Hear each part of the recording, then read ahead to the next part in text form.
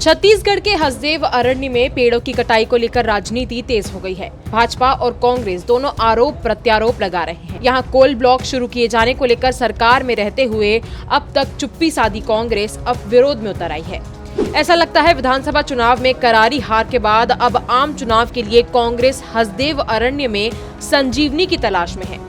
यही वजह है कि कांग्रेस के नेता अब मुखर होकर कोल ब्लॉक का विरोध कर रहे हैं। विडंबना ये है कि हसदेव अरण्य में खोले जाने वाले कोल ब्लॉक की अनुमति केंद्र में कांग्रेस की सरकार द्वारा दी गई थी। सबसे पहले इस खदान के लिए वन भूमि के डायवर्शन की स्वीकृति वन मंत्रालय द्वारा दी गई थी, जब केंद्र में कांग्रेस की सरकार थी। अब जब कांग्रेस विपक्ष में बैठ चुकी है, तब हसदेव अरण्य के रूप में वापसी के लिए एक मुद्दा नजर आ रहा है।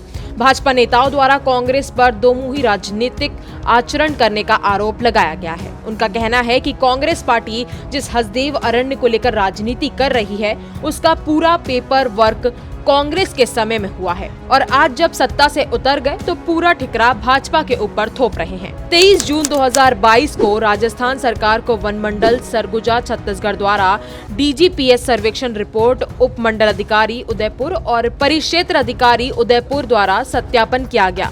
तब छत्तीसगढ़ में कांग्रेस की सरकार थी। इससे बिल्कुल साफ होता है कि कांग्रेस की सरकार ही कोयला उत्खनन यानी कि कोल ब्लॉक के लिए परमिशन देना चाहती थी। बता दें कि हसदेव अरण्य को बचाने के लिए वहां के कोल अधिकारियों ने वन भूमि में 42 लाख तक का पौधारोपण किया है। तो चलिए जानते हैं कि आखिर हसदेव अरण्य पे इतना हंगामा क्यों हो रहा है। बता दें कि राज्य के उत्तरी भाग में कोरबा, सरगुजा और सूरजपुर जिलों में 1878 वर्ग किलोमीटर क्षेत्र में फैला हसदेव अरण्य कोयला क्षेत्र रायपुर से लगभग 300 किलोमीटर दूर स्थित है। इस क्षेत्र को इसके समृद्ध जंगल के लिए छत्तीसगढ़ का दिल कहा जाता है। 31 अक्टूबर 2022 को छत्तीसगढ़ के वन और जलवायु परिवर्तन विभाग के अपर सचिव ने भारत सरकार के वन महानिरीक्षक को पत्र लिखकर परसा ओपन कास्ट कोयला खदान उत्खनन पर रोक लगाने और वनों की कटाई के प्रस्ताव को रद्द करने का आग्रह किया था। विशेष रूप से देखा जाए तो हसदेव अरण्य क्षेत्र में परसा पूर्व और PEKB दूसरा फेज यानी कि कोयला खदान के लिए ताजे पेड़ काटने की कवायद पिछले 21 दिसंबर को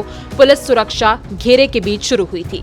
स्थानीय प्रशासन ने दावा किया था कि उनके पास पेड़ काटने के लिए सभी आवश्यक अनुमतियां थी। ये खदान राजस्थान राज्य विद्युत उत्पादन निगम लिमिटेड को आवंटित की गई है, जिसने अडानी समूह को MDO दिया है। वहीं छत्तीसगढ़ विधानसभा की ओर से 26 जुलाई 2022 को एक प्रस्ताव भी पारित किया गया था कि हसदेव क्षेत्र में खनन गतिविधियां नहीं की जाएंगी और केंद्र को भेजा गया था। लेकिन ताजा मामला देखा जाए तो हसदेव अरण्य में सियासत बहुत तेज हो गई है और इसके साथ ही TS सिंहदेव, दीपक बैज जैसे कांग्रेस के दिग्गज नेता अब भाजपा पर आरोप लगा रहे हैं और वो आंदोलनरत आदिवासियों का साथ देने के लिए हसदेव अरण्य भी पहुंच रहे हैं। और ये भी कहा जा रहा है कि राहुल गांधी अपनी भारत न्याय यात्रा के दौरान हसदेव अरण्य जा सकते हैं और वहां पर हो रहे हसदेव आंदोलन में आदिवासियों का साथ दे सकते हैं। तो अब कुल मिलाकर ये कहना गलत नहीं होगा कि कांग्रेस पार्टी को लोकसभा चुनाव के लिए मोदी की गारंटी का एक बड़ा तोड़ मिल गया है। वो अब हसदेव अरण्य के मामले को बहुत ज्यादा उजागर कर रहे हैं और